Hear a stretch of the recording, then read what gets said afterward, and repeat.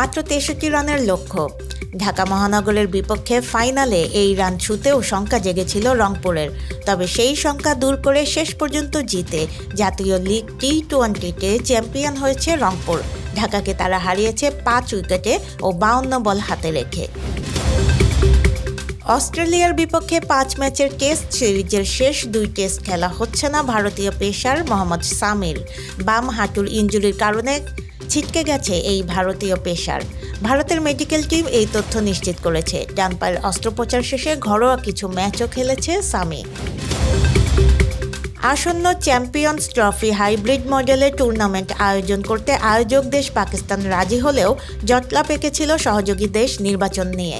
অবশেষে সেটিও জানিয়ে দিল আয়োজকরা। তাতে নিশ্চিত করেছে ভারতের ম্যাচগুলো কলম্বোতে নয়, সংযুক্ত আরব আমিরাতের শহর দুবাইয়ে অনুষ্ঠিত হবে। নিউজিল্যান্ডের বিপক্ষে তৃতীয় টেস্টে হ্যামস্ট্রিং ইনজুরিতে পড়েন ইংল্যান্ডের লাল বলের অধিনায়ক বেন স্টোকস। এতে ৩ মাসের জন্য ছিটকে গেছেন তিনি। এক বিবৃতিতে বিষয়টি নিশ্চিত করেছে England and Wales cricket board. Federation কাপে দ্বিতীয় ম্যাচে চট্টগ্রাম আবাহনীকে ৬-০ গোলের বড় ব্যবধানে হারিয়েছে মোহামেডান। বসুন্ধরা কিংস অ্যারেনাতে চট্টগ্রাম আবাহনীকে নিয়ে রীতিমতো ছেলে খেলাই করেছেন আলফাজ আহমেদের শিষ্যরা। এদিকে ইয়াং মেন্স ফকিরাপুলকে ৬-০ গোলে হারায় রহমতগঞ্জ।